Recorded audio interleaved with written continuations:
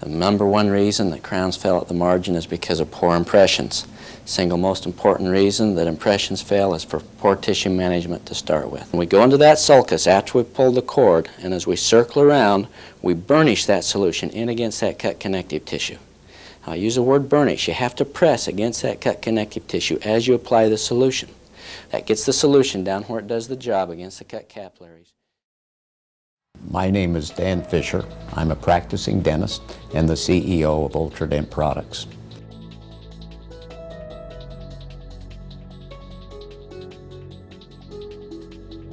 We're a company which manufactures cutting-edge materials that raise the bar, improving, enhancing the quality of dentistry.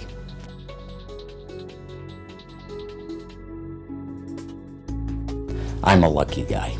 I was able to go to dental school in the 70s, down in Southern California nonetheless. In dental school, I developed a passion for full mouth reconstruction.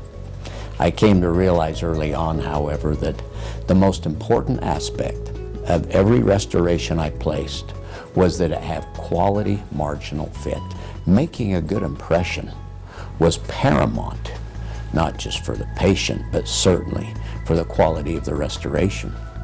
The number one challenge for making quality impressions was to adequately control the bleeding, to adequately displace the tissue, so to be able to deliver the impression material to the sulcus subgingivally and in controlled, predictable ways.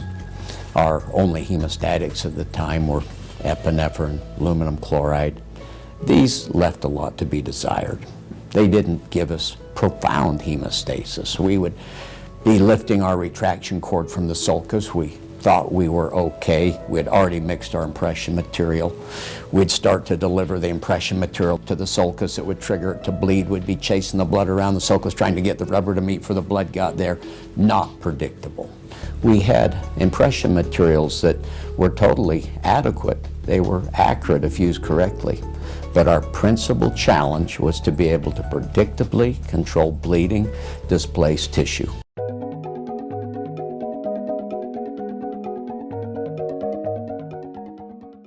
I set up a lab in the basement of my home when I moved back to Utah. They had taught us IV sedation at Loma Linda. So after working on patients, I'd draw blood on myself. After a year, I looked like a junkie. I discovered that the ferric ion would instantly coagulate blood. I quite liked it in the ferric sulfate format, as both of these ions were common to the body. One couldn't be allergic to them. I learned, however, that I needed this coagulation process to occur inside of the cut capillary openings, not just as gobs and blobs on the surface that when one would rinse it off, it would start to bleed again. But it was a mess. Having discovered that I needed to get this solution inside of the capillary openings, I came up with the infuser, a little device with a little brush padded end that attaches to a syringe. This enabled me to, for the first time, achieve profound hemostasis, predictably and quickly. I took these inventions to large dental companies. They couldn't see the value, or at least weren't willing to pay for the value. And on that note, I discovered that if dentists were to be able to realize the benefit of this technology, we would have to start our own company. Ultradent was built on the backs of family. The first product was made on the kitchen table. We ultimately converted a 40 by 60 metal hay barn by the side of the house to a facility that passed FDA inspection several times. It was on this foundation that Ultradent was built, that it grew. We had 95 people working at the house in the hay barn until 1991.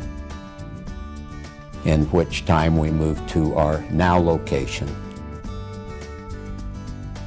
We've been most fortunate. We've grown significantly since then. We've invented, brought out many new technologies.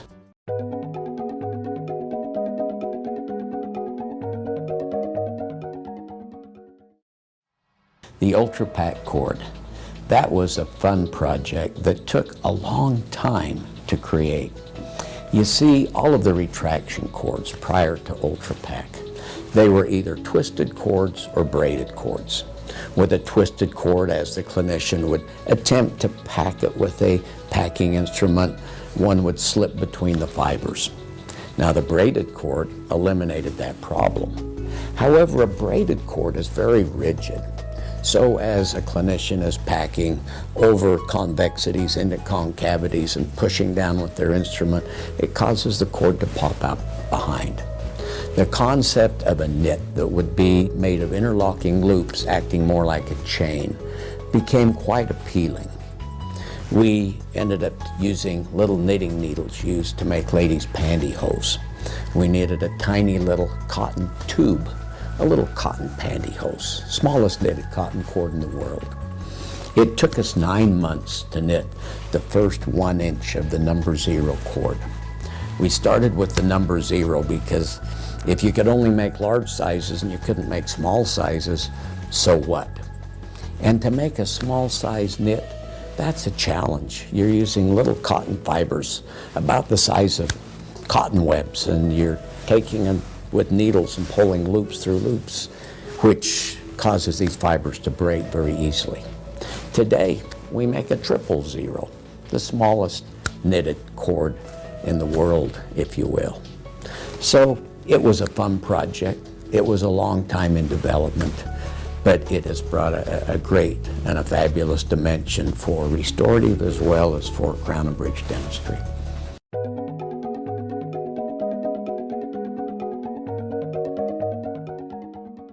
Astringedent-x.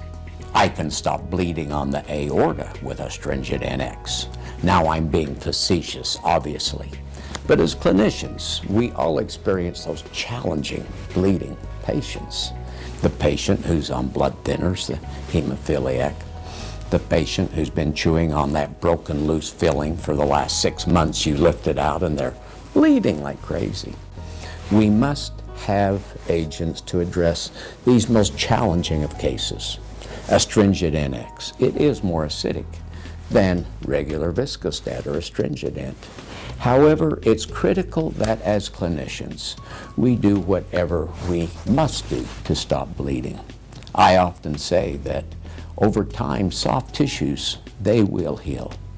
But leaky, poor-fitting margins will never heal. So be responsible, do what you have to do, but never perform adhesive dentistry, never perform impression making out of control. Astringedent-x is for the challenging cases.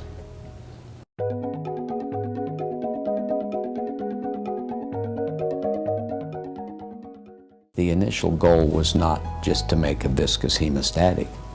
Our goal was to reduce the negative acid effects that ferric sulfate would have on mineralized dental tissues.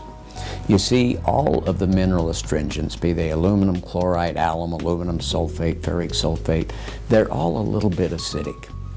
We would attempt to buffer this solution to get it so it wasn't as acidic, but every time we buffered it, we would lose effectiveness.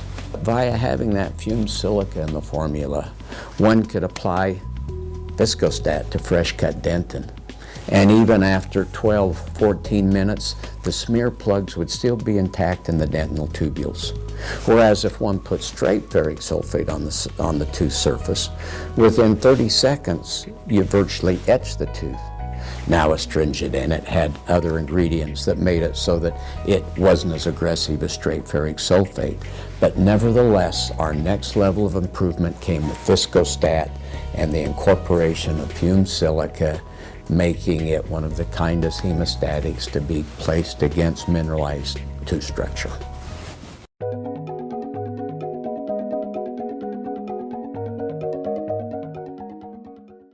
Viscostat Clear is a more recent development in our hemostatic line. It came about on the heels of self-etching adhesives with a phosphoric acid etch, which is a tremendous cleaner. Any residual microscopic coagulum or otherwise is cleaned from the preparation. With the advent of the self-etch adhesives, which basically are no-wash adhesives, contamination can remain. Hence, if clinicians weren't careful in cleaning all of the preparation after using standard Viscostat, they could have challenges getting quality adhesion. They could even get leakage, which would leave stain underneath the restoration. So, with a lot of prodding from a number of clinicians, including Dr. John Kanka and some others, we came up with Viscostat Clear. It's not as rapid in onset as is the standard Viscostat, but for working in the aesthetic zone, many clinicians prefer it, and we use it the same way with the infuser. We use it with the knitted cord, regardless of what hemostatic, regardless of whether it takes a little longer in onset. The clinician always works with the guideline of obtaining profound quality hemostasis, and then they make their impression.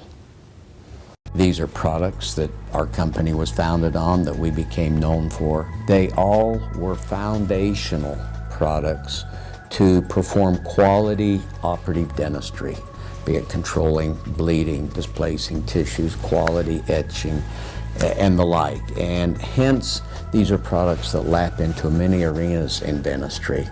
They are not some procedure specific.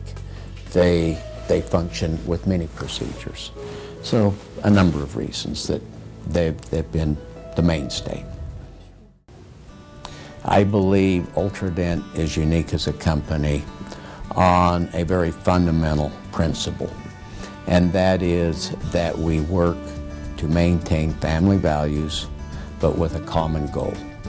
So with family values, we're driven to improve oral health globally, to improve one's health, to improve dentistry.